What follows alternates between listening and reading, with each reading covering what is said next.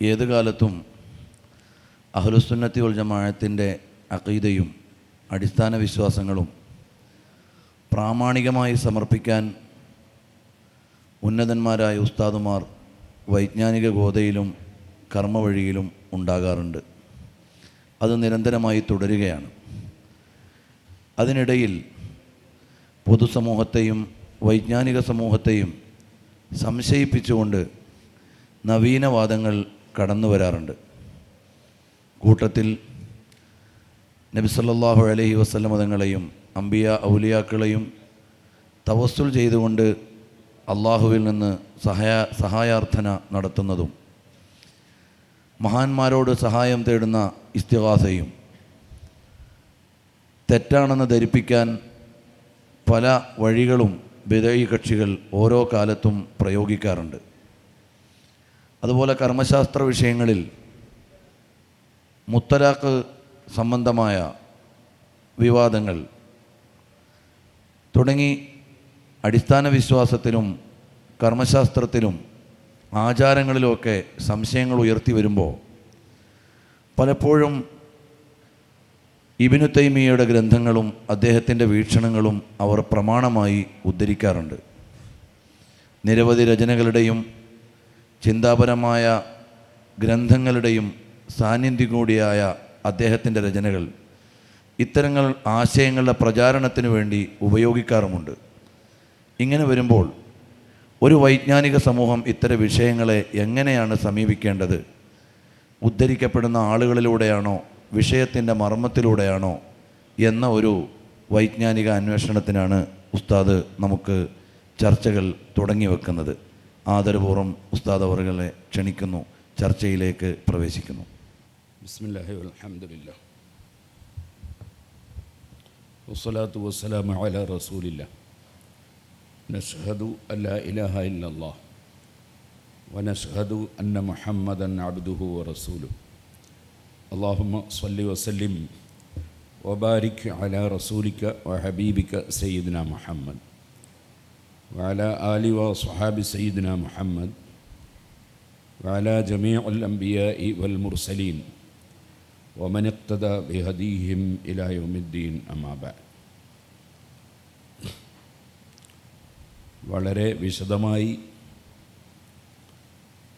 മണിക്കൂറുകളോ ദിവസങ്ങളോ മാസങ്ങളോ ചർച്ച ചെയ്യപ്പെടേണ്ട അതിവിശാലമായ ഒരു വിഷയത്തിൻ്റെ ഒരു സൂചനയാണ് നമ്മുടെ പ്രിയപ്പെട്ട നഈമി ബുഖാരി തൊടുത്തുവിട്ടത്.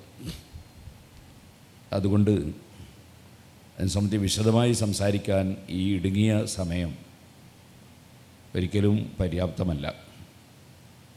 അടിസ്ഥാനപരമായി നമ്മൾ മനസ്സിലാക്കേണ്ട ചില കാര്യങ്ങൾ പറയാം. ഒന്നാമതായി,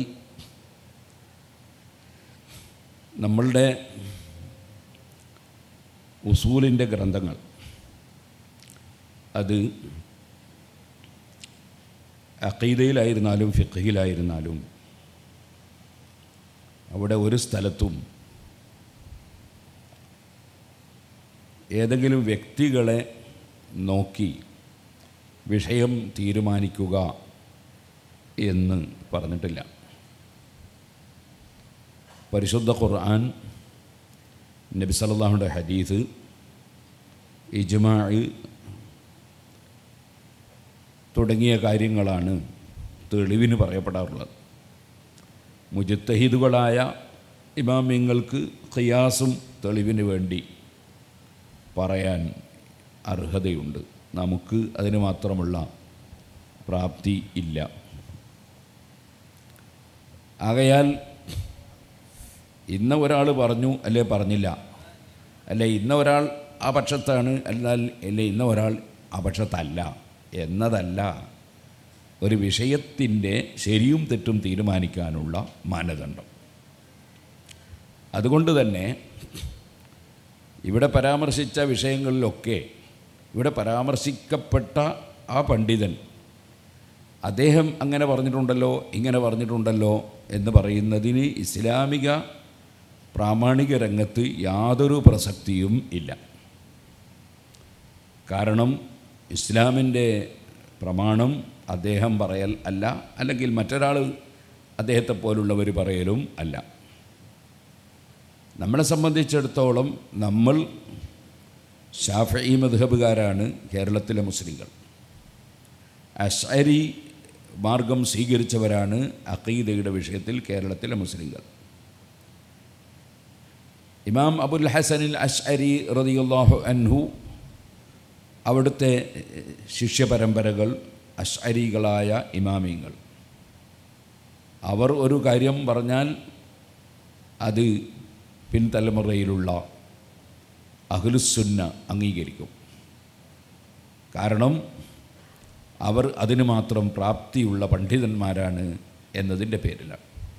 ഇതുപോലെ ഇമാം ഷാഫഈ റളിയല്ലാഹു അൻഹു ഒരു കാര്യം പറഞ്ഞാൽ ഷാഫഈ മദ്ഹബുകാർ അത് അംഗീകരിക്കും. കാരണം അതിന് മാത്രം പ്രാപ്തിയുള്ള ഒരു മഹാ പണ്ഡിതനാണ് ഇമാം ഷാഫഈ റളിയല്ലാഹു അൻഹു എന്നതുകൊണ്ടാണ്. അതേസമയം 3 നൂറ്റാണ്ടിൽ ജീവിച്ചവരേ അല്ല, അവിടെ നിന്ന് ഇങ്ങോട്ട് 600 കൊല്ലത്തോളം ജനിച്ചവരും അല്ല. അങ്ങനെ ഹിജറ ആദ്യ വർഷം മുതൽ 600 വർഷം വരെ മുതഖദ്ദിമീങ്ങളുടെ കാലമൊക്കെ കഴിഞ്ഞതിന് ശേഷം രംഗത്ത് വന്ന ഏതെങ്കിലും പണ്ഡിതന്മാർ മുൻഗാമികളായ പണ്ഡിതന്മാരൊക്കെ പറഞ്ഞതിന് വിരുദ്ധമായി ഒരാശയം പറഞ്ഞാൽ ആ ആശയം തള്ളപ്പെടുക എന്നല്ലാതെ മുൻഗാമികളെ തള്ളി പിൻഗാമികളെ സ്വീകരിക്കുക അങ്ങനെ ഒരു നയം ഇല്ല. അത് സുന്നത്ത് ജമാഅത്തിൻ്റെയോ ഇസ്ലാമിക മാർഗത്തിൻ്റെയോ വഴി അല്ല. അപ്പോൾ ആ മുൻഗാമികളായ പണ്ഡിതന്മാർ അവർ പറഞ്ഞതിന് വിരുദ്ധമായി, അത് തലാഖിൻ്റെ മസലയാണെങ്കിലും തവസ്സുലിൻ്റെ മസലയാണെങ്കിലും ഇസ്തിഗാസയുടെ മസലയാണെങ്കിലും ഇനി വേറെ ഏതെങ്കിലും വിശ്വാസപരമായ വിഷയമാണെങ്കിലും, മുൻഗാമികളായ പണ്ഡിതന്മാർ അഥവാ സലഫ്, 3 നൂറ്റാണ്ടിൽ ജീവിച്ച സലഫുകൾ,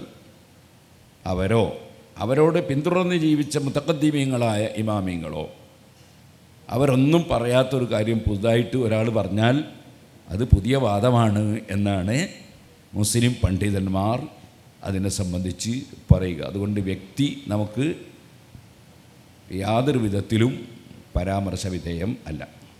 ഇന്ന് നമ്മുടെ പുതിയ കാലത്തെ വിദ്യാർത്ഥികൾ പ്രത്യേകിച്ചും സോഷ്യൽ മീഡിയയും മറ്റ് ആധുനിക മീഡിയകളൊക്കെ ഉപയോഗിച്ച് വ്യാപകമായ ചില വായനകൾക്ക് ഒരുങ്ങുന്നവരാണ്.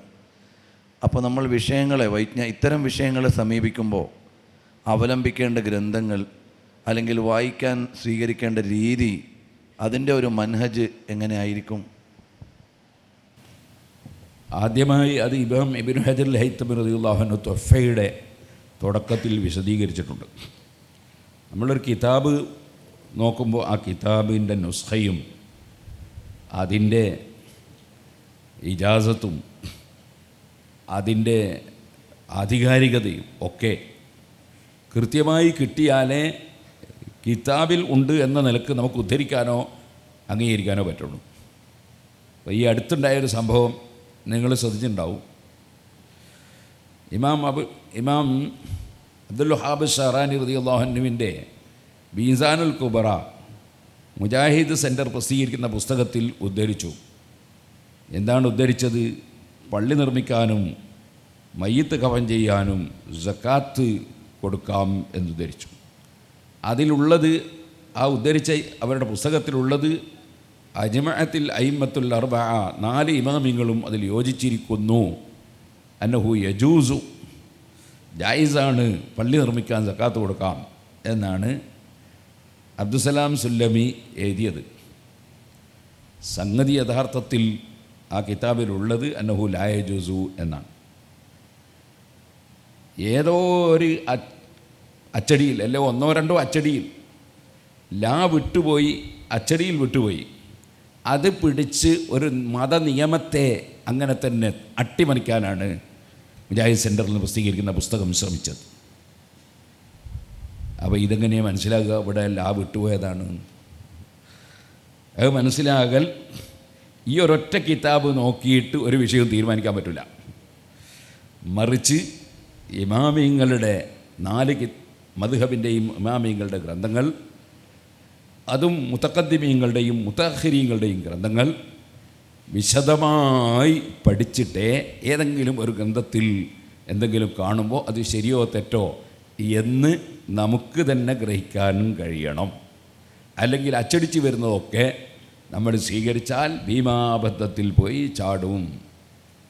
മാത്രവുമല്ല, പല കിതാബുകളിലും ഇസ്ലാമിൻ്റെ ശരിയായ ആദർശത്തെ നശിപ്പിക്കാൻ വേണ്ടി കടത്തിക്കൂട്ടലുകൾ നടന്നിട്ടുണ്ട് എന്ന് ഇമാമിങ്ങൾ തന്നെ രേഖപ്പെടുത്തിയിട്ടുണ്ട്.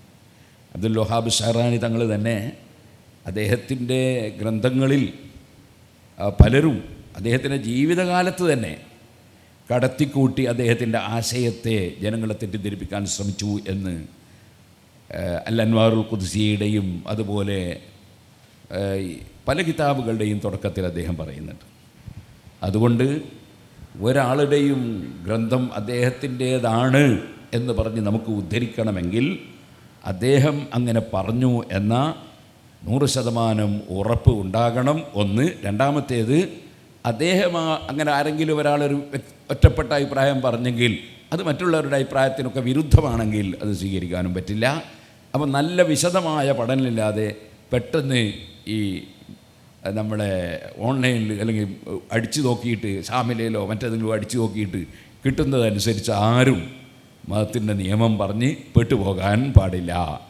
വളരെ നന്നായി പഠിച്ചിട്ടേ പറയാൻ പാടുള്ളൂ. അപ്പോൾ പിന്നെ നമ്മളെന്ത് ചെയ്യും എന്നൊരു ചെറിയ സംശയം മുതഅല്ലിമീങ്ങൾക്ക് ഉണ്ടാവും. മുതഅല്ലിമീങ്ങൾ ഏത് വിഷയം വന്നാലും വസ്തഫ്സിരിൽ ഉസ്താദ വതുറുക്ക് മാ ബദാ ലിബദീഹി ഫഹ്മിക മിൻ കിതാബിൻ വസ്അല എന്ന് സൈനുദ്ദീൻ മാബിർ അള്ളാഹുവിനെ പറഞ്ഞതുകൊണ്ടാണ്. കിതാബ് കണ്ടാലും പറയാൻ പാടില്ല, പഠിപ്പിച്ചു തന്ന ഉസ്താദുമാരോട് ചോദിക്കണം, എന്നിട്ട് അതിൻ്റെ വസ്തുത മനസ്സിലാക്കിയിട്ടേ പറയാൻ പാടുള്ളൂ, അല്ലാതെ പറയാൻ പാടില്ല. പ്രത്യേകിച്ചും നമ്മൾ ഉസ്താദുമാരൊക്കെ ഇന്നേ വരെ വിശ്വസിച്ച് വന്നതും പഠിപ്പിച്ചു തന്നതുമായ ആശയത്തിന് എതിരെ കണ്ടാൽ പ്രത്യേകിച്ചും അത് ഉൾക്കൊള്ളാനോ സ്വീകരിക്കാനോ പാടില്ല. ഉസ്താദ്, ഇപ്പോൾ രചനകളിലെ ഈ മാറ്റങ്ങളെക്കുറിച്ച് പറയുമ്പോൾ ഞങ്ങളിവിടെ പഠിക്കുന്ന കാലത്ത് ഉസ്താദിൻ്റെ പ്രഭാഷണങ്ങൾ കേൾക്കുമ്പോൾ അനുഭവിച്ചൊരനുഭവം, ഉസ്താദ് അൽ ഇബാന മുതാല ചെയ്യുമ്പോൾ പതിപ്പുകൾ വെച്ചുകൊണ്ട് അങ്ങനെ ഗഹനമായൊരു പഠനം നടത്തി അവതരിപ്പിച്ചിട്ടുണ്ടല്ലോ. അപ്പോൾ അതിൻ്റെ ഒരു പശ്ചാത്തലം വിദ്യാർത്ഥികൾക്ക് പ്രയോജനപ്പെടുമെന്ന് തോന്നുകയാണ്.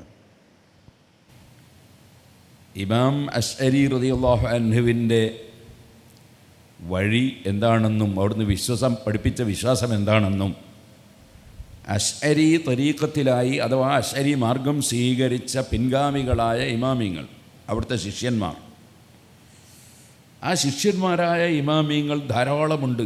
അവരെ പേരൊക്കെ വേണമെങ്കിൽ നിങ്ങൾക്ക് ഇപ്പോൾ വിശദമായിട്ട് പറയാൻ കഴിയില്ലല്ലോ. തബീനു കദിബിൽ മുഫ്തരി എന്ന ഗ്രന്ഥത്തിൽ ഇബ്നു അസാക്കിർ തങ്ങൾ പറഞ്ഞിട്ടുണ്ട്. അബൂബക്കറിൽ ബാഖില്ലാനി, അതേപോലെ ഇബ്നു ഫൂറക്ക്, അങ്ങനെ തുടങ്ങി ഒരുപാട് വലിയ വലിയ പണ്ഡിതന്മാരുണ്ട്. അബൂ ഇസ്ഹാഖ് അൽ ഇസ്ഫറായിനി, അങ്ങനെ തുടങ്ങിയിട്ട് വലിയ ഇമാമിങ്ങളുണ്ട്. അവരൊക്കെ അവരുടെ കിതാബുകളിൽ പറഞ്ഞതും അതേപോലെ അവരുടെ ശിഷ്യന്മാരും അതേപോലെ ഇമാം അബുൽ ഹസൻ അശ്അരി തങ്ങളുടെ ശിഷ്യന്മാരുമായ ഇമാമിങ്ങൾ, ഉദാഹരണത്തിന് അബ്ദുൽ ഖാഹിർ അൽ ബഗ്ദാദി, അങ്ങനെയുള്ള ഇമാമിങ്ങൾക്കൊക്കെ ഒരുപാട് ഗ്രന്ഥങ്ങളുണ്ട്. ആ ഗ്രന്ഥങ്ങളിലൊക്കെ എന്താണ് ഇമാം അശ്അരി റളിയല്ലാഹു അൻഹു പറഞ്ഞത് എന്ന് അവർ വിശദീകരിച്ചിട്ടുണ്ട്. ആ വിശദീകരിച്ചത് പഠിച്ച് മനസ്സിലാക്കിയിട്ടാണ് ഇമാം ഉൽ ഹർമൈനി, ഇമാം ഗസാലി, ഇമാം റാസി തുടങ്ങിയ ലോകം അംഗീകരിച്ച പണ്ഡിതന്മാർ അവരുടെ ഗ്രന്ഥങ്ങൾ രചിച്ചിട്ടുള്ളത്. അവരെ ഗ്രന്ഥങ്ങളിലൊക്കെ പറഞ്ഞതിന് എതിരായി പെട്ടെന്ന് ഒരാൾ കൊണ്ടുവന്ന് ഇതാ ഇബാന എന്നൊരു കിതാബുണ്ട്, ഇത് അശ്അരി ഇമാമിൻ്റെതാണ്, അതിൽ ഇമാം അശ്അരി ഈ ഇമാമിങ്ങളൊക്കെ പറഞ്ഞതിനെതിരാണ് പറഞ്ഞത് എന്ന് പറയുമ്പോൾ അത് സ്വാഭാവികമായും ഒരു ബുദ്ധിയുള്ളവന് സ്വീകരിക്കാൻ കഴിയില്ല. കാരണം ഇമാം അശ്അരിയുടെ ശിഷ്യന്മാരും ശിഷ്യ പരമ്പരകളും നൂറ്റാണ്ടുകളായി പഠിപ്പിച്ച, ഉദാഹരണത്തിന് ലോകത്ത് തർക്കമില്ലാത്ത മുജദ്ദിദാണ് ഇമാം ഗസാലി റളിയല്ലാഹു അൻഹു, അവിടുത്തെ ഉസ്താദാണ് ഇമാം അൽ ഹർമൈനി റളിയല്ലാഹു അൻഹു. അങ്ങനത്തെ ആളുകളൊക്കെ പറഞ്ഞതിന് വിരുദ്ധമായിട്ട് ഇമാം അശ്അരി പറഞ്ഞു എന്ന് പറഞ്ഞാൽ അപ്പോൾ അതിനെ സംബന്ധിച്ച് ഏതൊരു ബുദ്ധിയുള്ള മുതഅല്ലിമിൻ്റെ മനസ്സിലും സംശയം ഉണ്ടാകണം. അപ്പോൾ അതെന്താണ് എന്ന് നോക്കണം. അങ്ങനെ നോക്കുമ്പോൾ ഇബാന എന്ന ഗ്രന്ഥം അശ്അരി ഇമാമാണ് മുസന്നിഫ് എന്ന് അച്ചടിച്ചുകൊണ്ട് തന്നെ വ്യത്യസ്തമായ കോപ്പികൾ കിട്ടുകയാണ്. ഞാനന്ന് വാഴക്കാട്ട് വെച്ച് 5 or 6 കോപ്പികൾ പ്രദർശിപ്പിച്ചിരുന്നു. ഓരോന്നിലും ഓരോ ജാതിയാണുള്ളത്, ഓരോന്നിലും ഓരോന്നാണുള്ളത്. ഇമാം അബൂ ഹനീഫ കാഫറാണെന്ന് വരെ എഴുതിയത് കോപ്പികളിൽ ഉണ്ട്. ഒരിക്കലും ഇമാം അശ്അരി പറയൂല എന്ന് ലോകത്തുള്ള എല്ലാ മുസ്ലിമീങ്ങൾക്കും അറിയാം. അപ്പം അതുകൊണ്ട് തന്നെ ഈ പുതിയ കാലഘട്ടത്തിൽ കാണുന്നതൊക്കെ നോക്കി അതൊക്കെയാണ് ശരി, നമ്മൾ വിചാരിച്ചതും പഠിച്ചതൊക്കെ തെറ്റാണ് എന്ന് ഒരാളും വിചാരിക്കരുത്. അതിന് വേണ്ടിയാണ് ആദ്യം നമ്മളുടെ മുൻഗാമികളായ ഈ നമ്മുടെ പണ്ഡിതന്മാർ പഠിപ്പിച്ചു തന്ന സിലബസ് ഉണ്ടല്ലോ, ആ സിലബസ്, ഉദാഹരണത്തിന് സറഹുൽ അഖായിദ് അത് നമ്മൾ ഓതുന്നുണ്ട്. അതുപോലെ നമ്മൾ ഇമാം റാസിയുടെ തഫ്സീർ ലോകം മുഴുക്കെ അംഗീകരിച്ച സുന്നത്ത് ജമാഅത്തിൻ്റെ തഫ്സീറാണ്. അതുപോലെ പലതും നമ്മൾ മനസ്സിലാക്കിയിട്ടുണ്ട്. അതിന് വിരുദ്ധമായിട്ട് ഒരാളെന്തെങ്കിലും കൊണ്ടുവന്നാൽ അതപ്പടി വിശ്വസിക്കാൻ പറ്റില്ല. അവിടെ പഠനം നടക്കണം. അതാണ് ഞാൻ നേരത്തെ പറഞ്ഞത്. നമുക്ക് സ്വന്തം കഴിയില്ലെങ്കിൽ ഉസ്താദുമാരോട്, നമ്മൾ കുറേ നോക്കിയിട്ടും മനസ്സിലാകുന്നില്ല, ഉസ്താദുമാരോട് ചോദിച്ചിട്ട് അത് മനസ്സിലാക്കണം എന്നാണ് സൈനുദ്ദീൻ അൽ മാബിറുല്ലാഹ് എന്ന് പറഞ്ഞു. അതില്ലാതെ വരുമ്പോഴാണ് പലരും പിഴച്ചു പോകുന്നത്. സ്വന്തം തന്നെ എനിക്ക് മനസ്സിലാകും, അല്ലെ എന്നെ കാണും, ഉസ്താദിന് തിരിഞ്ഞിട്ടില്ല എന്ന ധാരണയിൽ ഒരു മനുഷ്യൻ അഹങ്കാരവുമായി മുന്നോട്ട് പോകുമ്പോൾ പിഴച്ചു പോകും. അങ്ങനെ സത്യത്തിൽ നിന്ന് വ്യതിചലിച്ചു പോകും. അങ്ങനെയാണ് പലരും ഇപ്പോൾ ഉസ്താദുമാർക്കെതിരെ പറയുന്നവരും, അതുപോലെ ഗസാലി ഇമാമിനെതിരെ പറയുന്നവരും, ഇമാം ലഹർമേനിക്കെതിരെ പറയുന്നവരൊക്കെ അങ്ങനെ വഴിതെറ്റിപ്പോയവരാണ്. അതുകൊണ്ടൊരിക്കലും ആ തെറ്റായ വഴിയിലേക്ക് നമ്മൾ പോകരുത്. നമ്മൾ ഫാത്തിഹ മുതലേ പഠിച്ച ഒരു കാര്യം സിറാത്തുല്ലദീന അൻഅംത അലൈഹിം ഗൈറുൽ മഗ്ദൂബി അലൈഹിം സാലിഹീങ്ങളുടെ വഴി പിന്തുടരണം എന്നതാണ്. അത് വിട്ടുകൊണ്ടുള്ള ഒരു വിഷയവും നമുക്ക് സ്വീകരിക്കാൻ പറ്റില്ല. കഴിഞ്ഞ പരിപാടിയിൽ ബഹുമാനപ്പെട്ട ജലീൽ ഉസ്താദ് അവറുകൾ പറഞ്ഞത് നിങ്ങൾ കേട്ടിട്ടുണ്ടാവുമല്ലോ. ഏതെങ്കിലും ഒരു കിതാബിൻ്റെ സംഗതി കാണുമ്പോഴേക്ക് അത് പറയാൻ പറ്റില്ല. അതിനെ സംബന്ധിച്ച് നല്ല പഠനം നടക്കണം, മറ്റുള്ളവരൊക്കെ എന്താ പറഞ്ഞതെന്ന് നോക്കണം. ചിലപ്പോൾ അത് ആ കിതാബിൽ അദ്ദേഹത്തിൻ്റെ പേരിൽ കൂട്ടിച്ചേർത്തായിരിക്കും. ഉദാഹരണത്തിന് ഇമാം മുഹീദ്ദീൻ അബ്ദുൽ ഖാദിർ അൽ ജീലാനി റളിയല്ലാഹു അൻഹു കിതാബുൽ ഗുന്യത്ത് എന്ന് പറഞ്ഞ് അച്ചടിച്ച് വരുന്ന ഗ്രന്ഥം, ആ കിതാബുൽ ഗുന്യത്തിലുള്ള ചില കാര്യങ്ങൾ അഥവാ സുന്നത്ത് ജമാഅത്തിൻ്റെ അഖീദക്കെതിരായ കാര്യങ്ങൾ അതിൽ കടത്തിക്കൂട്ടിയതാണ് എന്ന് ഇബ്നു ഹജർ അൽ ഹൈതമി റളിയല്ലാഹു അൻഹു ഫതാവയിൽ പറഞ്ഞു. അപ്പോൾ ഈ കടത്തിക്കൂട്ടലുകളൊക്കെ നടക്കുന്നുണ്ട് എന്നുള്ളതിനെപ്പറ്റി നല്ല ബോധം വിദ്യാർത്ഥികളായ നമുക്ക് വേണം. ഏതെങ്കിലും ഒരു കിതാബ് എന്ന് ഉദ്ധരിക്കുമ്പോഴേക്ക് അത് സ്വീകരിക്കാനും പാടില്ല, നമ്മൾ അംഗീകരിക്കാനും പാടില്ല. അടിസ്ഥാനപരമായി ഇത് നമ്മൾ മനസ്സിലാക്കി വെക്കണം. നമ്മൾ ആദ്യത്തെ സംസാരത്തിൽ ഉൾക്കൊള്ളിച്ച ചില മസലകളെ സംബന്ധിച്ചൊക്കെ ചില പണ്ഡിതന്മാരുടെ ഗ്രന്ഥങ്ങൾ പരിശോധിക്കുമ്പോൾ ഒരാൾ തന്നെ 2 അഭിപ്രായവും പറഞ്ഞു കാണും വ്യത്യസ്ത ഗ്രന്ഥങ്ങളിൽ. അത്തരം സമയങ്ങളിലൊക്കെ നമ്മളെങ്ങനെയാണ് അത്തരം വിഷയങ്ങളെയും പണ്ഡിതന്മാരെയും സമീപിക്കേണ്ടത്? ഞാൻ നേരത്തെ പറഞ്ഞു, നമുക്ക് വ്യക്തികളെ അല്ല വിഷയം, നമ്മളുടെ എന്താണ് സബ്ജക്റ്റ്, മൗദൂ എന്താണ്, അതാണ് വിഷയം. അപ്പോൾ ഒരു പണ്ഡിതൻ ആ പണ്ഡിതൻ്റെ ഗ്രന്ഥത്തിൽ തിരിച്ചും മറിച്ചും കാണുന്നു, എന്താപ്പം ചെയ്യാം? എന്ത് ചെയ്യാനാ? നമ്മളയാളെപ്പറ്റി അയാളെ ഹിസാബ് എടുക്കാനൊന്നും അല്ല നമ്മളോട് പറഞ്ഞിട്ടില്ലല്ലോ. നമ്മളെ വിശ്വാസം റെഡിയാക്കാനല്ലേ പറഞ്ഞിട്ടുള്ളൂ. അയാളെ ഹിസാബ് എടുക്കേണ്ട ആവശ്യം നമുക്കെന്താ? അപ്പോൾ നമുക്കെന്ത് വേണം? നമുക്ക് ശരി ഏതാണെന്ന് കണ്ടെത്തണം. ആ ശരി ഏതാണെന്ന് കണ്ടെത്താനുള്ള മാർഗ്ഗം എന്താ? നമ്മളെ മുൻഗാമികൾ പഠിപ്പിച്ച എന്താണോ അതായിരിക്കും ശരി. നമ്മളെ മുൻഗാമികൾക്ക് പഴച്ചു എന്ന് വിചാരിച്ചിട്ട് നമ്മളൊരു വിഷയത്തിൽ ഇറങ്ങാൻ ഒരിക്കലും പറ്റില്ലല്ലോ. അങ്ങനെ ആയാൽ പിന്നെ നമുക്ക് ഈ കിട്ടിയതൊന്നും വിശ്വസിക്കാൻ പറ്റാതാവില്ലേ. മുമ്പൊരിക്കലും ഞാൻ കപ്പലിൽ ഇങ്ങനെ പോകുമ്പോൾ, ലക്ഷദ്വീപിലേക്ക് പോകുമ്പോൾ ഒരു കാദിയാനി, അപ്പോൾ ഈ കാദിയാനി അവൻ മുഹമ്മദ് നബി സല്ലല്ലാഹു അലൈഹി വസല്ലമക്ക് ശേഷം വേറെ പുതിയ നബി ഉണ്ട് എന്ന് വാദിക്കുന്നവനാണ്. അപ്പം ഞാൻ അദ്ദേഹത്തോട് ചോദിച്ചു, എന്താ നിങ്ങളിങ്ങനെ? അപ്പോൾ ഖുർആനിൽ പല സ്ഥലത്തും അങ്ങനെ വേറെ പുതിയ നബി വരുമെന്നുണ്ട് എന്നാണ്. ലോകത്തൊരു മുസ്ലിമും വിശ്വസിക്കാത്ത വിശ്വാസമല്ലേ. അപ്പോൾ ഞാൻ ചോദിച്ചു, ഞാൻ അവനെ മുട്ടിക്കാൻ വേണ്ടി ചോദിച്ചാണ്. ഇബ്രാഹിം നബി അലൈഹി സ്വലാം പണ്ട് ഹാദാ റബ്ബി എന്ന് പറഞ്ഞ പോലെ ഞാൻ ചോദിച്ചു, ഈ ഖുർആനിലുള്ള എല്ലാം ശരി തന്നെയാണെന്നുള്ള എന്താ തെളിവെന്ന് ചോദിച്ചു. ഖുർആനിലൊരു തെറ്റുമില്ല എന്നതിന് എന്താ തെളിവെന്ന് ചോദിച്ചു. അയാൾ തെളിവ് പറയട്ടെ, അതിനോട് ചോദിച്ചാണ്, അല്ലാതെ എനിക്ക് വിശ്വാസമില്ലായിട്ട് ചോദിച്ചൊന്നുമല്ല. അപ്പോൾ ഇയാൾ പറഞ്ഞു, ഖുർആനിലുണ്ട് ഇന്നാ നഹ്നു നസ്സൽനാ ദിക്റ വ ഇന്നാ ലഹു ലഹാഫിദൂൻ, ഖുർആനെ നമ്മളൊരു തെറ്റുമില്ലാതെ സംരക്ഷിക്കുമെന്ന് ഖുർആനിലുണ്ട് എന്ന് പറഞ്ഞു. ഞാൻ ചോദിച്ച്, അതാരെങ്കിലും എഴുതി ചേർത്തതാണ് എന്ന് ഒരാൾ പറഞ്ഞാലോ എന്ന് ചോദിച്ചു. ഖുർആനിലെ ഈ ആയത്ത്, ഖുർആൻ ശരി യാതൊരു കുഴപ്പവും പറ്റിയിട്ടില്ല, ഒരക്ഷരം കൂടിയില്ല കുറഞ്ഞില്ല എന്നുള്ളതിന് ഈ ആയത്തല്ല തെളിവ് പറയുന്നത്. ഈ ആയത്താരെങ്കിലും എഴുതി ചേർത്താണെന്ന് ഒരാൾ വാദിച്ച് ഞങ്ങളെന്താ പറയാമെന്ന് ചോദിച്ചു. അപ്പോൾ ഇയാൾക്ക് പിന്നെ ഒന്നും പറയാനില്ല. അപ്പോൾ ഇയാൾ എന്താ നമ്മൾ പറയാമെന്ന് ചോദിച്ചു എന്നോട്. കാരണം ഞാൻ ഖുർആൻ്റെ എതിരാളിയല്ലാതെ അയാൾക്കും അറിയാം. അപ്പോൾ ഞാൻ പറഞ്ഞു അവിടെയാണ് നിങ്ങൾക്ക് പറ്റുന്ന അബദ്ധം. ഖുർആനിൽ ഒരക്ഷരവും കൂടുകയോ കുറയുകയോ ചെയ്തിട്ടില്ല എന്നത് നമ്മുടെ മുൻഗാമികളായ മുസ്ലിമീങ്ങൾ ഇത്തിഫാഖായി ഒരാൾക്കും തർക്കമില്ലാതെ നമ്മളെ പഠിപ്പിച്ചാണ്. അവർക്കെന്താ തെളിവ്? അവരെ നേരെ മുൻഗാമികൾ അങ്ങനെ പഠിപ്പിച്ചാണ്. അവർക്കെന്താ തെളിവ്? അവരെ നേരെ മുൻഗാമികൾ അങ്ങനെ പഠിപ്പിച്ചാണ്. അങ്ങനെ പോയാൽ നബി സല്ലല്ലാഹു അലൈഹി വസല്ലം തങ്ങൾ പഠിപ്പിച്ചു തന്ന ഖുർആൻ ഇതാണ് എന്നത് സഹാബത്ത് വരെ ഓരോ തലമുറയും മുൻഗാമികൾ പിൻഗാമികൾക്ക് കൈമാറിയതാണ്. ഒരക്ഷരം കൂടിയില്ല കുറഞ്ഞില്ല. നബി തങ്ങൾക്ക് ജിബ്രീൽ അലൈഹിസ്സലാം ഓതിക്കൊടുത്തതാണ്. ജിബ്രീൽ അലൈഹിസ്സലാമിന് അല്ലാഹു തആല അറിയിച്ചു കൊടുത്തതാണ്. അപ്പോൾ നമ്മളെ റൂട്ട് വളരെ റെഡിയാണ്. നേരെ മറിച്ച് ഇടക്ക് മുൻഗാമികളെല്ലാവരും പഴിച്ചു പോയി എന്ന് പറഞ്ഞാലോ, ആണോ കാദിയാനിൻ്റെ വാദം? എല്ലാവരും പഴിച്ചു പോയി മൗദൂദിയും പറഞ്ഞാൽ തന്നെയാണ്. പലരും മുത്തമാദികൾ അധികവും പറയാൻ അങ്ങനെ തന്നെയാണ്. അങ്ങനെ പറഞ്ഞാലോ ഈ പിഴച്ച കക്ഷികൾ കൈമാറിയ ഗ്രന്ഥം നമ്മളെങ്ങനെ സ്വീകരിക്കും? അവരതിലെന്തെങ്കിലും കൂട്ടിയിട്ടുണ്ടോ കുറച്ചുണ്ടെങ്കിലോ സംശയയുടെ ബാക്കിയോ? അപ്പം നമ്മൾ മുൻഗാമികളെ തള്ളിയിട്ട് നമുക്കൊരിക്കലും ഒരു യാഥാർത്ഥ്യം കണ്ടെത്താനോ തെളിവ് സഹിതം സമർത്ഥിക്കാനോ കഴിയില്ല എന്നത് ഏത് ബുദ്ധിയുള്ളവരും മനസ്സിലാക്കാൻ കഴിയുന്ന ഒരാശയമാണ്. അവ തന്നെ പിടിച്ചു നിന്നുകൊണ്ട് വേണം നമ്മളെല്ലാ കാര്യത്തെയും സമീപിക്കാൻ. അതിനപ്പുറം ഇപ്പുറം പോയാൽ ആൾ പിഴച്ചു പോകും, യാതൊരു സംശയമില്ല. അപ്പോൾ പിന്നെ ഗസാലി ഇമാം പേച്ചു, ഇമാമുൽ ഹർമൈനി പേച്ചു, അങ്ങനെ പലരും പേച്ചു എന്ന് പറയും. ഇപ്പോൾ ഉദാഹരണത്തിന് ഞാൻ പറയാം, ഇമാം ഇബ്നു ഹജർ അസ്കലാനി റളിയല്ലാഹു അൻഹുവിന് ദുററുൽ കാമിന എന്ന് പറയുന്ന ഒരു കിതാബുണ്ട്. ഇതിൽ പലരുടെയും ചരിത്രങ്ങൾ എഴുതിയിട്ടുണ്ട്. ഇതിൻ്റെ 144 പേജ് മുതൽക്ക് കുറേ പേജുകൾ ഒരു വലിയ പണ്ഡിതനായ ഇബ്നു തൈമിയെ സംബന്ധിച്ച് എഴുതിയിട്ടുള്ളതാണ്. ഇബ്നു തൈമിയ വലിയ പണ്ഡിതനാണ് എന്നതിൽ ആർക്കും തർക്കം ഇല്ല. അതേസമയം അദ്ദേഹം പറഞ്ഞ ആശയങ്ങളിൽ തെറ്റുണ്ടെന്ന് ഇമാം സുബ്കി, അതുപോലെ ഇമാം തഖിയുദ്ദീൻ അൽ ഹിസ്നി, ഇബ്നു ജമാഅ, അതുപോലെ ഇബ്നു ഹജർ, അങ്ങനെ തുടങ്ങിയ ഒരുപാട് ഇമാമിങ്ങൾ അദ്ദേഹം പറഞ്ഞ ചില ആശയങ്ങളിൽ തെറ്റുണ്ട് എന്ന് പറഞ്ഞിട്ടുണ്ട്.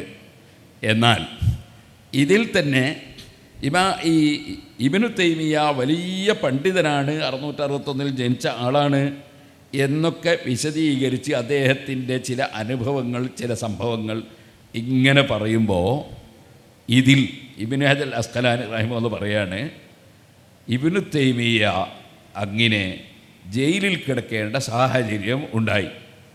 അങ്ങനെ ജയിലിൽ കിടന്നു. അവിടെ ചില ആളുകൾ ശുപാർശ ചെയ്ത് അങ്ങനെ ഫഉഖ്രിജ ഫി റബീഉൽ അവ്വൽ ഫി സാലിസി വൽ 20 മിൻഹു, റബീഉൽ അവ്വൽ 23 അദ്ദേഹത്തെ ജയിലിൽ നിന്ന് പുറത്തു കൊണ്ടുവന്നു. ഉഹിളറ ഇലൽ ഖൽഅതി വഖഅൽ ബഹ്സു മഅ ബഅദിൽ ഫുഖഹാഇ, കുറേ പണ്ഡിതന്മാരുടെ കൂടെ അവിടെ ഒരു ചർച്ച സംഘടിപ്പിക്കപ്പെട്ടു. അങ്ങനെ അവിടെ നിന്ന് എന്ത് ഉണ്ടായി? അവിടെ വെച്ച് അദ്ദേഹം എഴുതി കൊടുത്തു, ബിഅന്നഹു ഖാല, എന്താണ് എഴുതുന്നത്? അന അശ്അരിയുൻ, ഞാൻ അശ്അരി മാർഗം സ്വീകരിച്ച ആളാണ്. സുമ്മ വജദ ഖത്തുഹു ബിമാ നസുഹു, പിന്നെ അദ്ദേഹം എഴുതിയ കൈപ്പട തന്നെ പിന്നീട് കിട്ടി. എന്താണത്? അല്ലദീ യഅ്തഖിദു, ഞാൻ വിശ്വസിക്കുന്നത് അന്നൽ ഖുർആന മാനൻ ഖായിമുൻ ബിദാത്തില്ലാ, ഖുർആൻ അള്ളാഹുവിൻ്റെ ദാത്തിൽ നിൽക്കുന്ന ഒരു മാനയാണ്. വഹുവ സിഫത്തുൻ മിൻ സിഫാത്തി ദാത്തിഹിൽ ഖദീമ, അത് അള്ളാഹുവിൻ്റെ സിഫത്താണ്, അള്ളാഹുവിൻ്റെ കലാം അത് ഖദീമാണ്. വഹുവ ഗൈറു മഖ്ലൂഖിൻ, അത് സൃഷ്ടിക്കപ്പെട്ട സൃഷ്ടിയല്ല. വലൈസ ബി ഹർഫിൻ വലാ സൗത്തിൻ, അത് ശബ്ദവുമല്ല അക്ഷരവുമല്ല.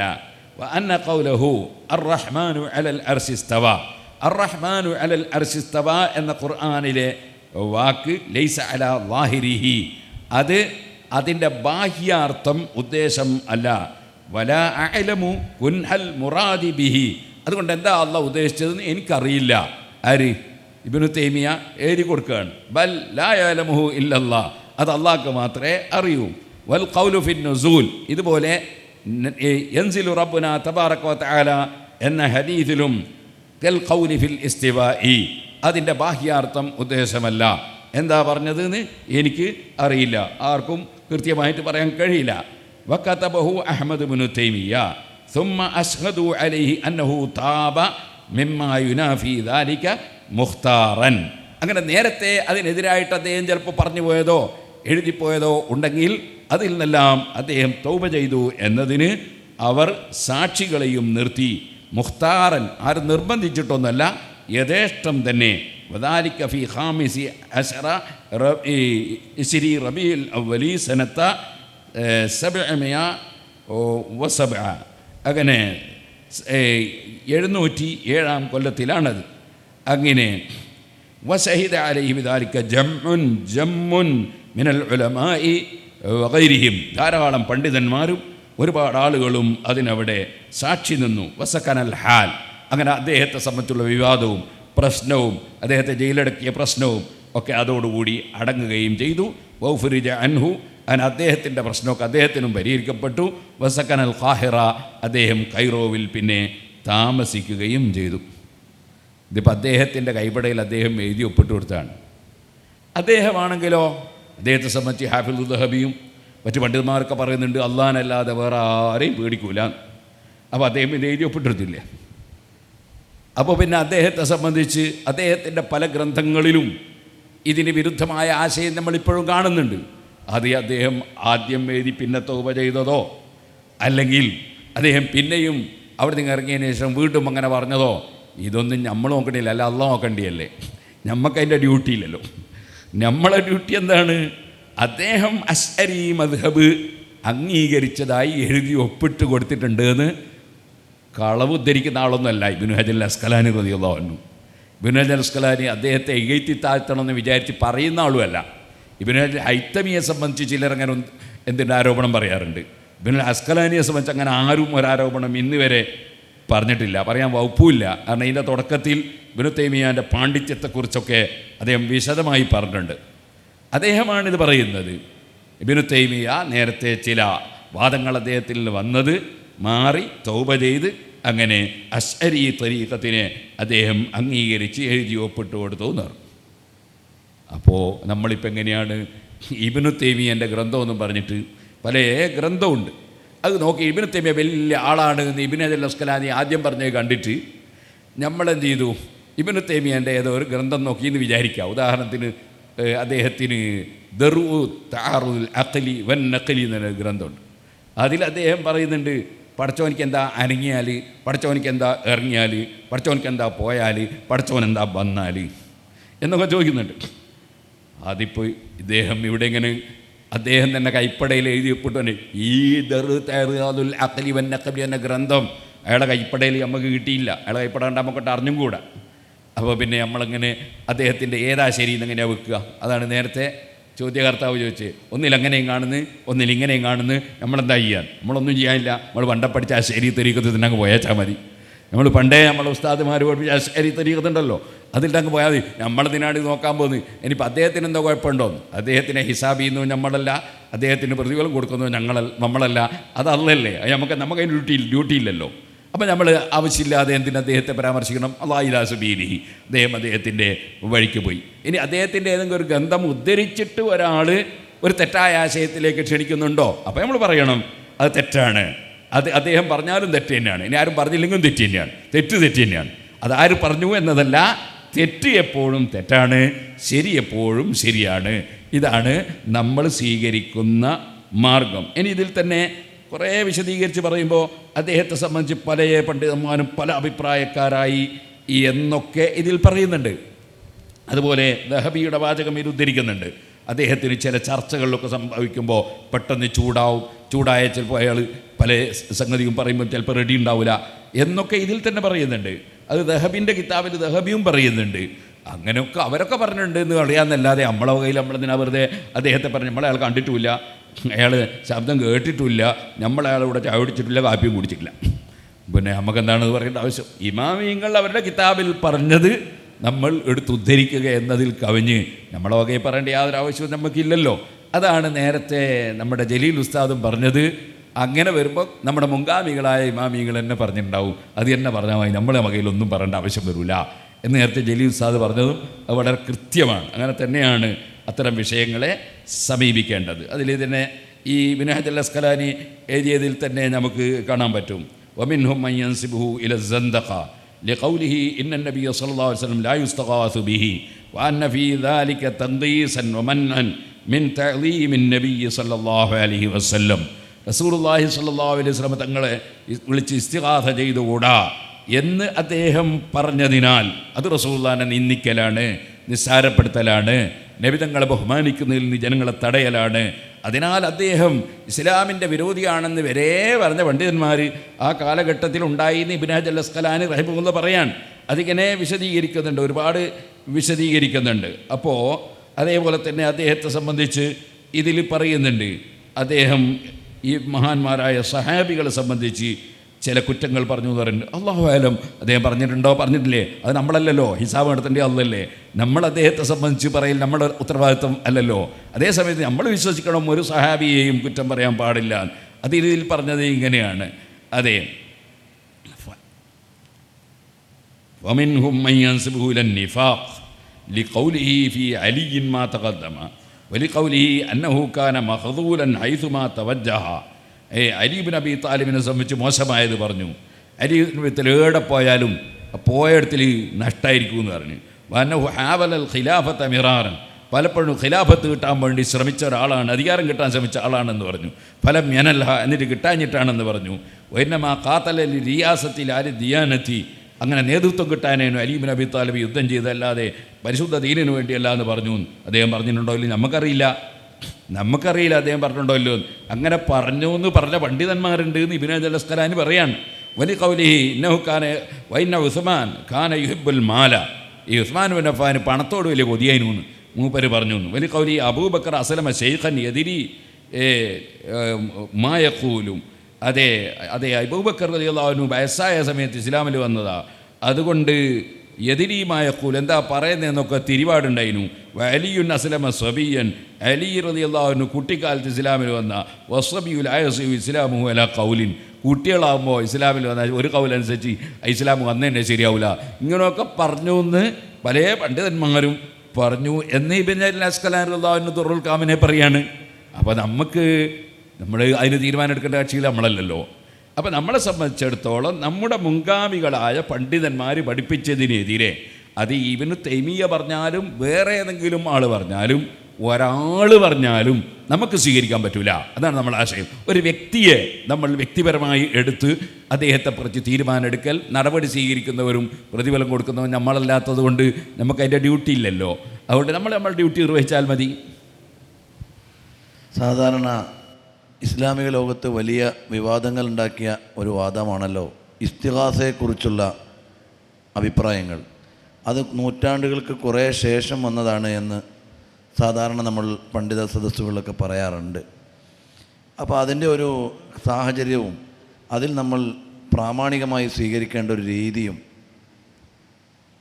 സംബന്ധിച്ച് ഇമാം സുബ്കി റളിയല്ലാഹു അൻഹു പറഞ്ഞില്ലേ, ഏലം നീ ഉറപ്പിക്കണം. ഏലം എന്ന് പറഞ്ഞ അർത്ഥം എന്താ?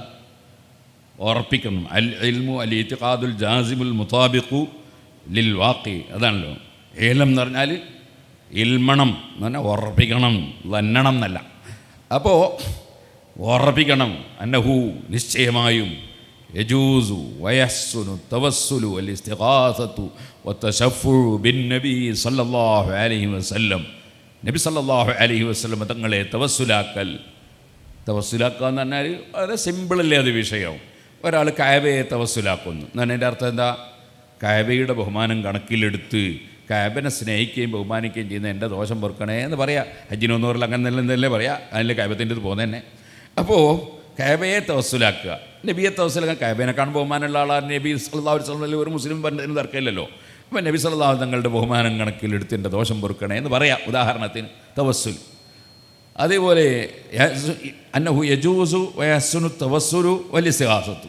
ഇസ്തിഗാസ എന്ന് പറഞ്ഞാൽ നബി തങ്ങളോട് സഹായം തേടുക. ഏറ്റവും വലിയ സഹായം കിട്ടേണ്ടത് എന്തിനാ?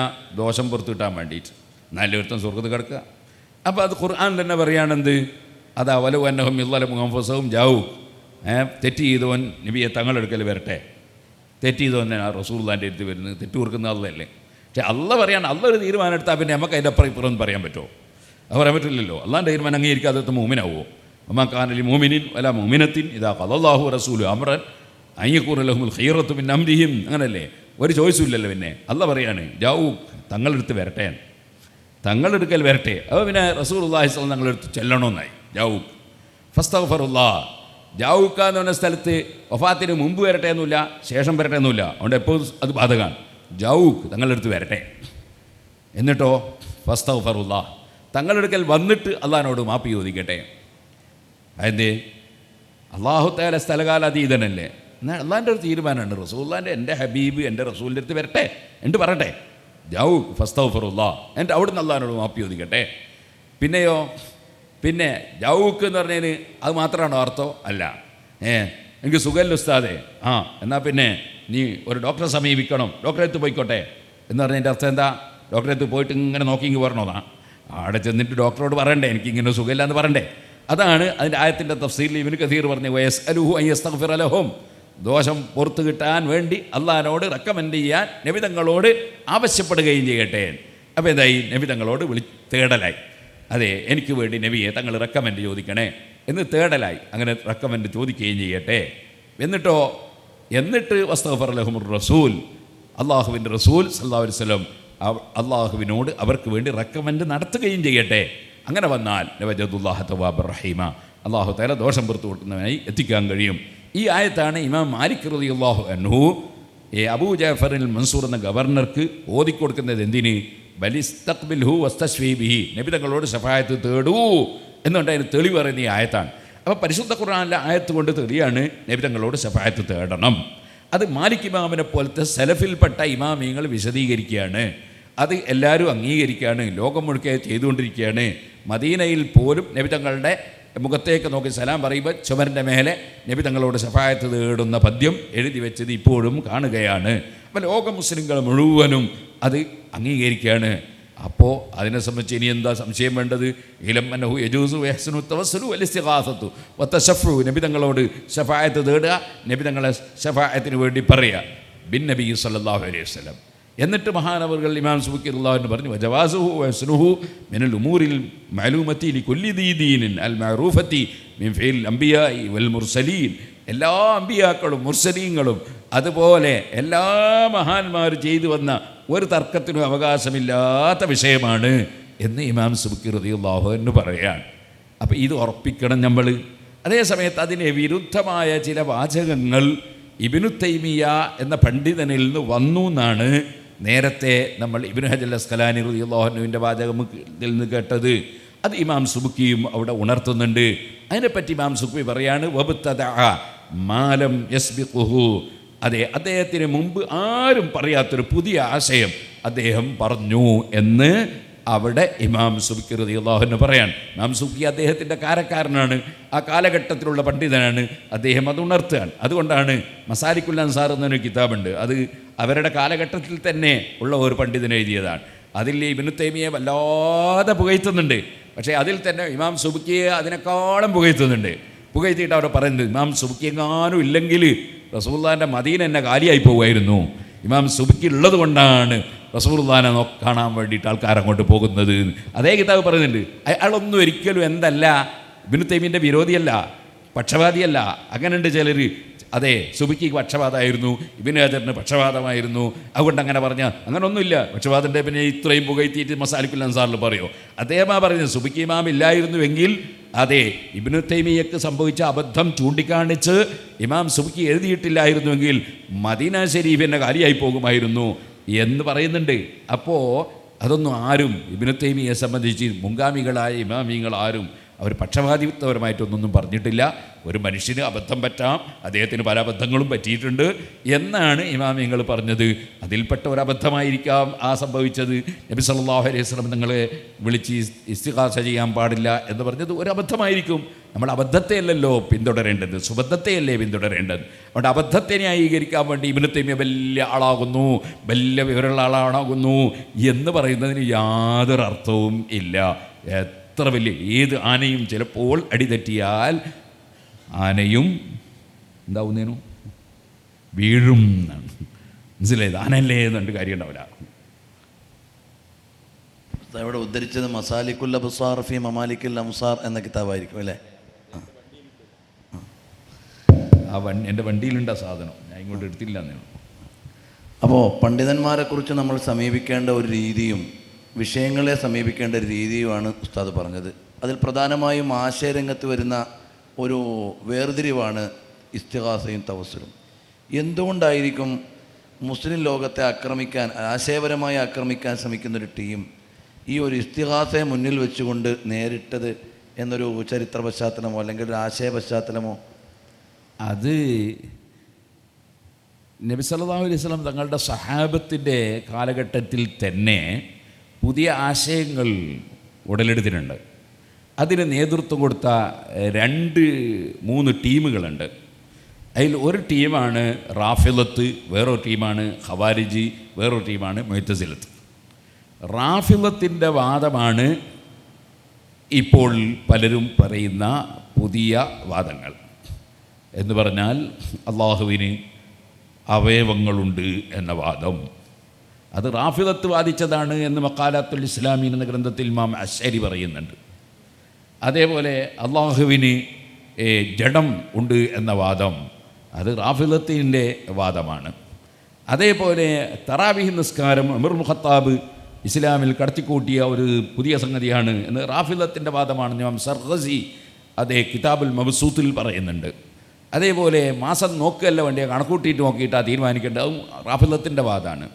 അതുപോലെ സിദ്ദീഖുൽ അക്ബർ പേച്ചുപോയി, കാരണം നബിതങ്ങൾ ചെയ്യാത്ത പുതിയ കാര്യം ചെയ്തു. ഖുർആൻ 2 ചട്ടയുടെ ഉള്ളിലായി പൂർണ്ണമായി എഴുതി വെച്ചു കൊണ്ട് സിദ്ദീഖുൽ അക്ബർ പേച്ചുപോയി എന്നത് റാഫിളത്തിൻ്റെ വാദമാണ്. ഉമർ ഇബ്നുൽ ഖത്താബ് പേച്ചുകൊണ്ട് റാഫിളത്തിൻ്റെ വാദമാണ്.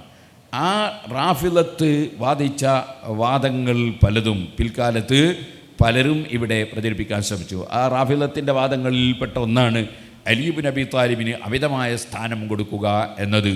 അങ്ങനെയാണ് അലി ഇബ്നു അബീ താലിബിനെ സംബന്ധിച്ച് അല്ലാഹു തആല ലോകം പടച്ചിട്ട് ഫവ്വല തദ്ബീർ അൽ ആലമിലി അലിയിൻ, അലി ഇബ്നു അബീ താലിബ് റളിയല്ലാഹുവിനെ ലോകത്തിൻ്റെ മുഴുവനും നിയന്ത്രണം അല്ലാഹ് ഏൽപ്പിച്ചു കൊടുത്തു. ഫഹുവൽ ഖാലിഖുസ് സാനി, അതുകൊണ്ട് അലി ഇബ്നു അബീ താലിബ് 2ാം പടച്ചവനാണ് എന്ന് പറഞ്ഞ് റാഫിളത്തിൻ്റെ വാദമാണ്. ഇപ്പം ചിലരും കണ്ടല്ലോ, അതെ മടവൂര് പടച്ചവനാന്ന് തന്നെ പാട്ടുകളിലും പാടുന്നത്, അത് ആ ടീമാണ്. അതേപോലെ തന്നെ മറ്റൊരു വിഭാഗം നമുക്ക് കാണാം, റാഫിളത്തിൻ്റെ കയ്യും കാലും കൊണ്ടുള്ള വാദം. ഇപ്പോഴത്തെ മുജാഹിദീങ്ങളൊക്കെ അതാണ് പ്രചരിപ്പിക്കുന്നത്, അള്ളാഹുവിന് കയ്യും കാലും ഉണ്ട് എന്ന് പറയുന്ന വാദം. ആ വാദം റാഫിളത്തിൻ്റെ വാദമാണ്. ഇതേപോലെ മുസ്ലിമീങ്ങളെ ഭിന്നിപ്പിക്കാൻ വേണ്ടി മുസ്ലിമീങ്ങളുടെ പേരിൽ ശിർക്ക് ആരോപിക്കുക അത് ഖവാരിജിൻ്റെ പരിപാടിയാണ്. ആ ഖവാരിജി ആണ് അലി ഇബ്നു അബീ താലിബ് റളിയല്ലാഹുവിൻ്റെ തല വെട്ടിയിട്ട് കൊന്നുകളഞ്ഞത്. സുബഹി നിസ്കരിക്കാൻ പോകുമ്പോൾ എന്താണ് അവരുടെ വാദം? അലി ഇബ്നു അബീ താലിബ് ശിർക്ക് ചെയ്യുന്ന ആളാണ്. ഇന്നാ ലില്ലാഹി വ ഇന്നാ ഇലൈഹി റാജിഊൻ, ലാ ഇലാഹ ഇല്ലല്ലാഹ് എന്ന തൗഹീദിൻ്റെ കലിമത്തിന് വേണ്ടി ജീവിതം മുഴുക്കെ സമർപ്പിച്ച മഹാനായ അലി ഇബ്നു അബീ താലിബ് റളിയല്ലാഹു അന്നും മഹാനവറുകൾ ഭരിക്കുന്ന നാട്ടിലെ അപ്പള്ളിയിൽ നിന്ന് അശ്ഹദു അല്ലാ ഇലാഹ ഇല്ലല്ലാഹ് എന്ന് വിളിച്ചു പറഞ്ഞിട്ടാണ് ഓറ് പോകുന്നത്. എന്നെയോ ഇനി പോയിട്ട് അവർക്ക് പറയാനുള്ള എന്താണ്? നിസ്കാരത്തിൽ അശ്ഹദു അല്ലാ ഇലാഹ ഇല്ലല്ലാഹ്. ഇഖാമത്ത് കൊടുക്കുമ്പോൾ പറയാനുള്ളത് തന്നെയാണ് അശ്ഹദു അല്ലാ ഇലാഹ ഇല്ലല്ലാഹ്. നിസ്കാരം കഴിഞ്ഞതിൻ്റെ ശേഷം സുബീൻ്റെ ശേഷം, സുബീൻ്റെ സമയത്താണ്, സുബീ കഴിഞ്ഞിട്ട് 10 പ്രാവശ്യം ലാ ഇലാഹ ഇല്ലല്ലാഹു വഹ്ദഹു ലാ ശരീക ലഹ്. പിന്നെ അതും കഴിഞ്ഞിട്ട് അവസാനം സുബ്ഹാനല്ലാഹി അൽഹംദുലില്ലാഹി അല്ലാഹു അക്ബർ പിന്നെയും 10 പ്രാവശ്യം ലാ ഇലാഹ ഇല്ലല്ലാഹ്. ഇങ്ങനെ ലാ ഇലാഹ ഇല്ലല്ലാഹ് അല്ലാതെ ആരാധനക്ക് അർഹനില്ല എന്ന തൗഹീദ് ആവർത്തിച്ച് പ്രഖ്യാപിക്കുകയും അതിനുവേണ്ടി ജീവൻ കൊടുക്കുകയും ചെയ്യുന്ന അലി റളിയല്ലാഹുവിൻ്റെ പേരിൽ ശിർക്ക് ആരോപിച്ചു. എന്നിട്ട് അലി റളിയല്ലാഹുവിനെ തലവെട്ടിക്കൊന്നു ഖവാരിജ്. അവരെന്താ പറഞ്ഞത്? അവർ പറഞ്ഞ ഇബ്നു കസീർ എഴുതിയിട്ടുണ്ട് അദ്ദേഹത്തിൻ്റെ അൽ ബിദായത്തു വന്നിഹായയിൽ. അവർ അനുയായികളെ പ്രോത്സാഹിപ്പിച്ച് അൽ ജന്ന അൽ ജന്ന അൽ ജന്ന, സ്വർഗം വേണോ വന്നോ, സ്വർഗം വേണോ വന്നോ എന്നിട്ടാണ് അവർ അനുയായികളെ പ്രേരിപ്പിച്ചത്. ആ ഖവാരിജ് എന്ത് ചെയ്തു?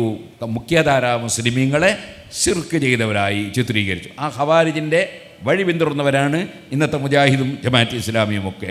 അവരൊക്കെ ഇത്തരം ചില വാദങ്ങൾ ഉന്നയിച്ച് അള്ളാഹുവിൻ്റെ റസൂൽ സല്ലല്ലാഹു അലൈഹി വസല്ലം തങ്ങളെ ബഹുമാനിക്കുന്ന ഇതിനെ തടയാനും നബി സല്ലല്ലാഹു അലൈഹി വസല്ലം തങ്ങളെ ബഹുമാനിക്കുന്നവർ ശിർക്ക് ചെയ്തവരാണെന്ന് പ്രഖ്യാപിച്ച് മുസ്ലിം സമുദായത്തെ ഭിന്നിപ്പിച്ച് നശിപ്പിക്കാനുമുള്ള ചില പ്രവണതകൾ ഏതോ ഇസ്ലാമിൻ്റെ ശത്രുക്കളിൽ നിന്ന് അവരറിഞ്ഞോ അറിയാതെയോ അവരുടെ കൈവശത്തിൽപ്പെട്ടു.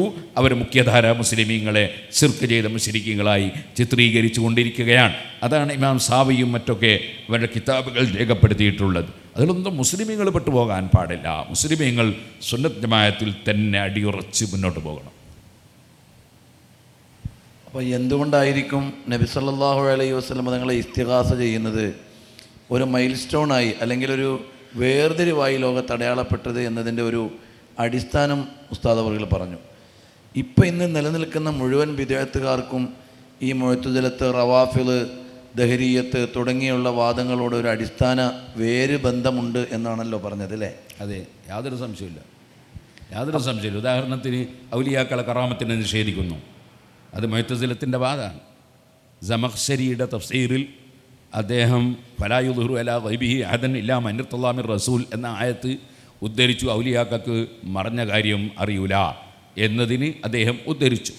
അതിനെ ഇമാം റാസിയും അബു സഊദുമൊക്കെ ചോദ്യം ചെയ്തു. കാരണം സമഖ്ശരി പറഞ്ഞത് ശരിയില്ല. എന്താ സമഖ്ശരിൻ്റെ കുഴപ്പം? അയാൾ മുഅ്തസിലിയാണ്. അപ്പോൾ ഔലിയാക്കൾക്ക് മറഞ്ഞ കാര്യം അറിയുമെന്ന് വിശ്വസിക്കാൻ ആ സമഖ്ശരിക്ക് സാധിക്കുന്നില്ല. അതിന് ഖുർആൻ എങ്ങനെയുണ്ട് ദുർവ്യാഖ്യാനം ചെയ്യാനാണ് അയാൾ ആലോചിച്ചത്. അങ്ങനെ ഇപ്പോഴും നിങ്ങൾ നോക്കും, മുജാഹിദിൻ്റെ സ്റ്റേജ് മുതൽ കഥ ഓതുക സമഖ്ശരിയുടെ ആശയമാണ് പറയാം. കാരണം മുഅ്തസിലത്തിൻ്റെ ആശയമാണ് ഔലിയാക്കൾക്ക് കറാമത്തില്ല എന്ന് പറയുന്ന ആശയം. അതിലേക്കാണ് ജനങ്ങളെ കൊണ്ടുപോകുന്നത്. ഒക്കെ പിഴച്ച ആശയക്കാരുടെ, പഴയച്ച ആശയക്കാരുടെ പുളിച്ച് നാറിയ സാധനം ഇപ്പം കൊണ്ടുവന്ന് പുതിയ കുപ്പിയിലാക്കിയിട്ട് വിതരണം ചെയ്യാൻ. സ്വാഭാവികമായും ഭരണകൂടങ്ങളുടെയോ പ്രസ്ഥാനങ്ങളുടെയോ രാഷ്ട്രീയ സാഹചര്യങ്ങളുടെയൊക്കെ അടിസ്ഥാനത്തിൽ ചിലപ്പോൾ അഹ്ലുസുന്നത്തി വൽ ജമാഅത്തിൻ്റെ പണ്ഡിതന്മാരുടെ ഗ്രന്ഥങ്ങൾക്ക് പൊതുവായി പ്രചാരണങ്ങൾ കുറയുകയും ബിദ്അഈ ആശയങ്ങളുള്ളവരുടെ ഗ്രന്ഥങ്ങൾ കൂടുതൽ പ്രചരിപ്പിക്കപ്പെടുകയും ചെയ്യുന്നൊരു കാലത്ത് ഈ യുവ പണ്ഡിതന്മാരായ ഒരുപറ്റം ആളുകളെയാണല്ലോ ഉസ്താദ് അഭിസംബോധന ചെയ്യുന്നത്. ഇപ്പോൾ ഇവർക്കൊരു കരുതലായിട്ട് പറയാനുള്ള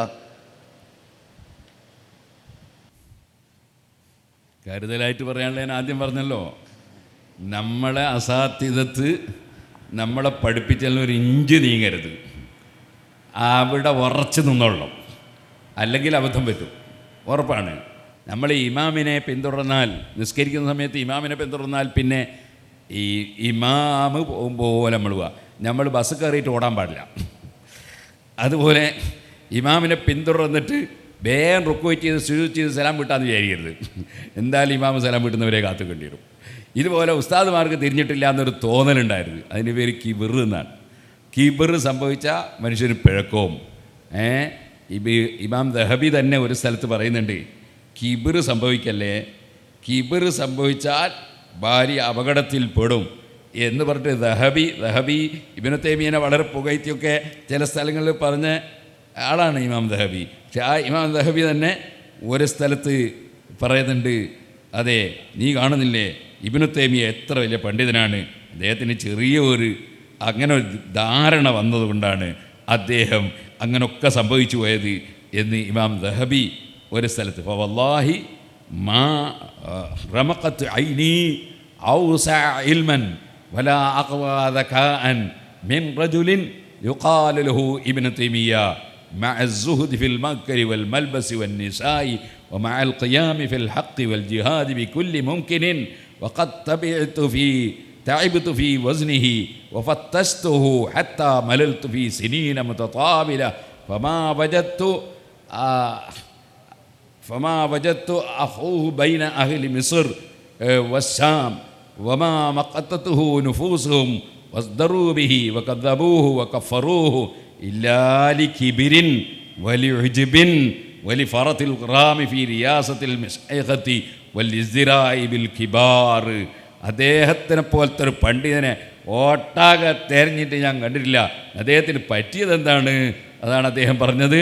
അദ്ദേഹത്തിനൊരു വിചാരം വന്നു, ഞാൻ വലിയൊരു മുജ്തഹിദായ ആളായിട്ടുണ്ട്, അതുകൊണ്ട് മാലിക് ഇമാമിനെതിരെ പറയാം, ഷാഫി ഇമാമിനെതിരെ പറയാം, അബൂ ഹനീഫയ്ക്കെതിരെ പറയാം, 4 മദ്ഹബിനും എതിരെ പറയാം എന്ന ഒരു തോന്നൽ അദ്ദേഹത്തിന് വന്നുപോയി.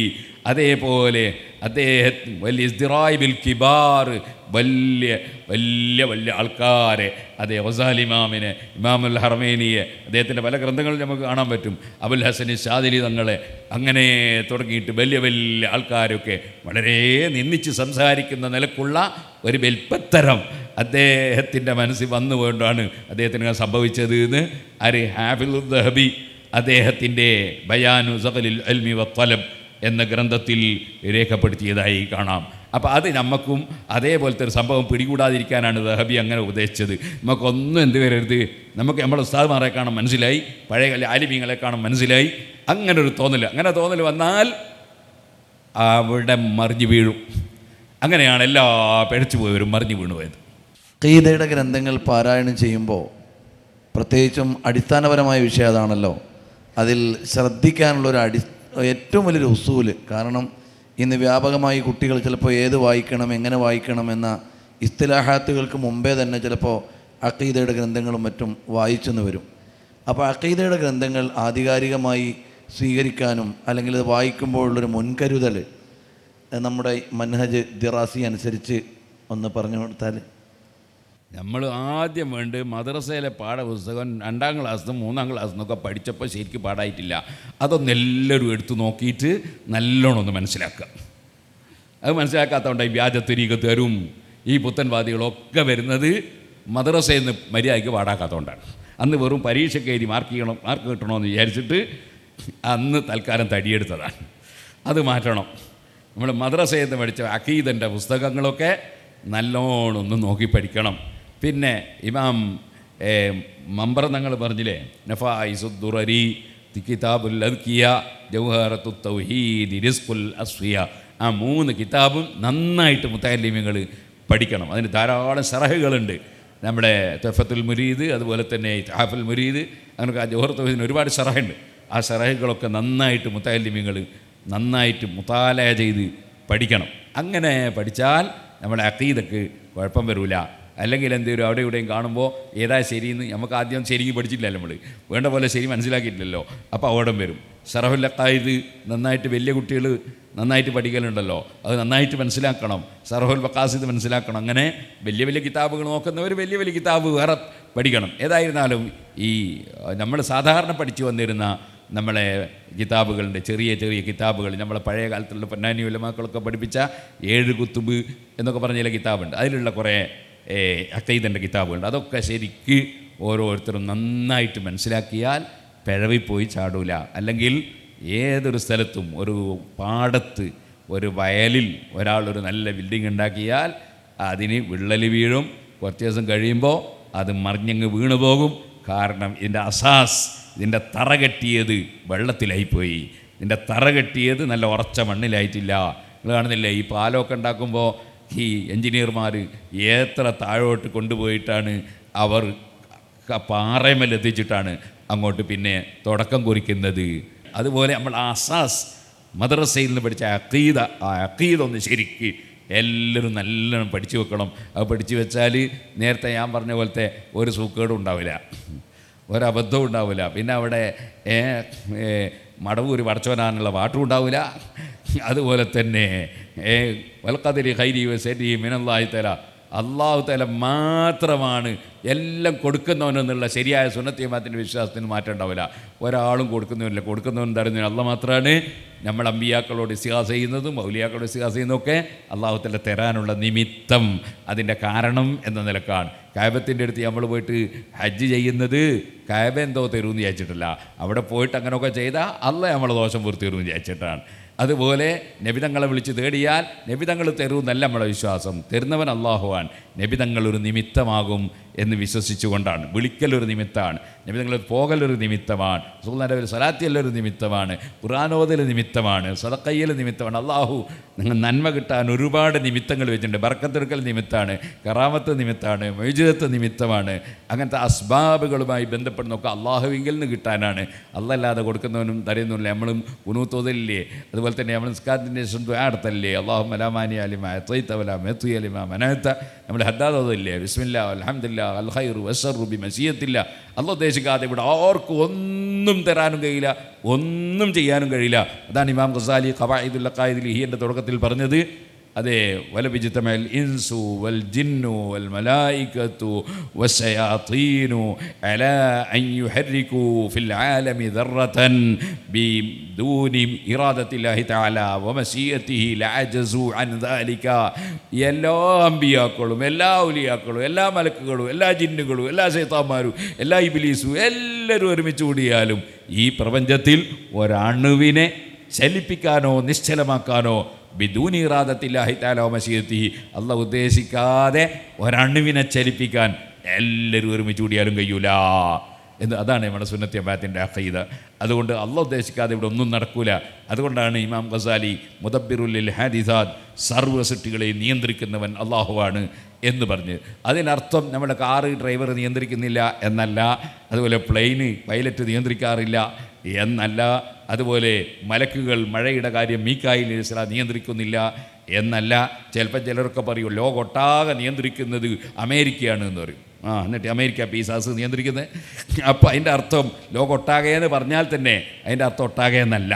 അങ്ങനെ തെറ്റിദ്ധരിക്കരുത്. ഏതോ ഒരു മൊയിലാർ ലോകമൊട്ടാകെ നിയന്ത്രിക്കുന്ന ഒരു വലിയാണെന്ന് പറഞ്ഞാൽ ആ മൊയിലാർ പിടിച്ച് കാഫറാക്കരുത്. മറിച്ച് അയാളെ കൊണ്ട് ഉദ്ദേശിച്ചത് ആ ഔലിയാക്കൾക്ക് ചില ഇടപെടലുകൾ ഉണ്ട് എന്നാണ്. ഏതുപോലെ ലോകമൊട്ടാകെ നിയന്ത്രിക്കുന്ന അമേരിക്ക ആണെന്ന് അമേരിക്കയ്ക്ക് ചില ഇടപെടലുകൾ ഉണ്ട് എന്നാണ് അതിൻ്റെ അർത്ഥം. അല്ലാതെ അമേരിക്ക ലോകമൊട്ടാകെ നിയന്ത്രിക്കുന്ന ഏതെങ്കിലും മനുഷ്യൻ പറയും, ഏതെങ്കിലും മനുഷ്യൻ വിശ്വസിക്കുമോ? ഇല്ലല്ലോ. അങ്ങനെ നമ്മൾ പലതും പറയലുണ്ട്. നമ്മൾ ചിലപ്പോൾ സംസാരിക്കുന്ന സമയത്ത് പറയും, നിന്നെ ലോകമൊട്ടാകെ തിരഞ്ഞല്ലടോ, നിന്നെ കണ്ടില്ലല്ലോ, ലോകമൊട്ടാകെ തിരയാൻ കഴിയുമോ? അപ്പോൾ അതിൻ്റെ അർത്ഥം എന്താ? ഞാൻ കുറച്ചെല്ലാം തിരഞ്ഞല്ലോ എന്നാണ്.